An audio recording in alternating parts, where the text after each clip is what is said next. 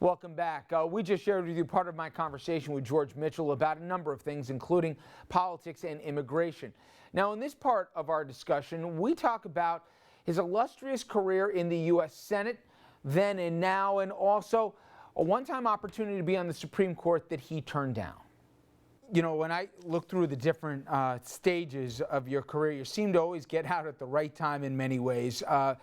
You were Senate Majority Leader, and, you know, for 6 straight years, you were voted the most respected member then by a bipartisan group, senior congressional aides, and there was a quote attached, "There's not a man, woman, or child in the Capitol who doesn't trust George Mitchell."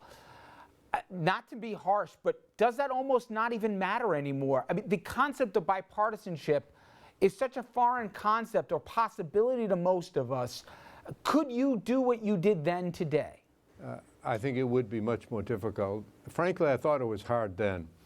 But on the day that I was elected Senate Majority Leader, the first person I called was Bob Dole, who was the leader of the Republicans. I went to see him, and I said, these jobs are difficult if we trust each other, impossible if we don't. And so I set forth to him the basic standards of fairness and decency, and I said, that's the way I intend to act toward you, and I hope you'll act toward me in the same way. He was delighted. We shook hands. To this moment, never has a harsh word passed between Bob Dole and me in public or in private. We disagreed every day on almost every bill, but we kept it on the issues. We didn't make it personal. We didn't try to embarrass or insult each other. And we recognized that we had a higher loyalty. We did have a loyalty to the parties that chose us as their leaders, but we had a higher loyalty to the people of this country. And you have to keep your loyalties and your priorities straight in those positions. I think today, given the massive influx of money, the Citizens United case by the Supreme Court, I believe will go down in American history as one of the worst decisions ever made by any Supreme Court in our history, given the redistricting enabled by technology that entails hyperpartisanship. You have a different atmosphere now, particularly in the House of Representatives, and I think it would be very difficult for me or Bob Dole or anyone else to operate the way we did just 20 years ago. You mentioned Citizens United. You turned down a Supreme Court nomination. Obviously, that case followed.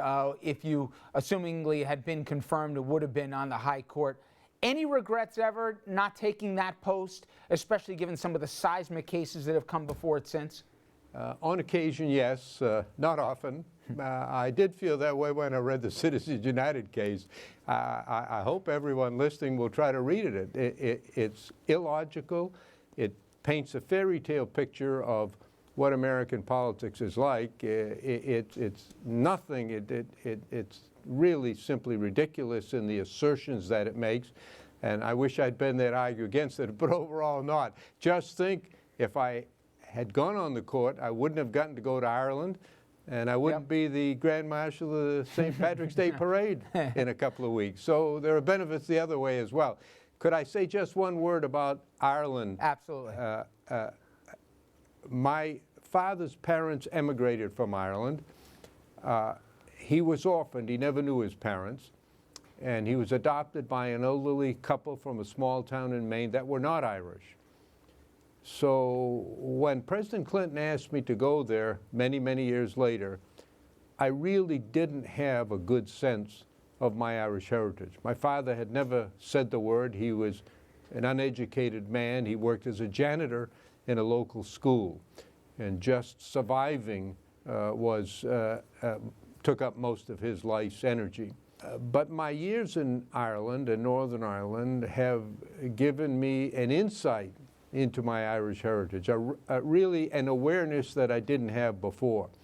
So while people are constantly thanking me for what I did, I'm constantly thankful for having the opportunity to go there, to spend many years there now, to be a regular visitor, to walk the land and among the people who are my ancestors, who I didn't really know much about. So I'm very grateful for having had the opportunity, and I'm very thankful for the honor of being able to serve as the Grand Marshal of the St. Patrick's Day Parade.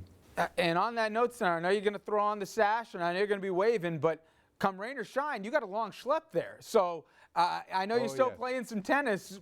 You don't get to turn around Yeah. and say, "Where's the motorcade?" You up for it? I'm going to walk the whole way. I actually walk further than that now often, so I don't anticipate any difficulty of that. But in view of my age, the sponsors told me they're going to have a golf cart right nearby, just in case.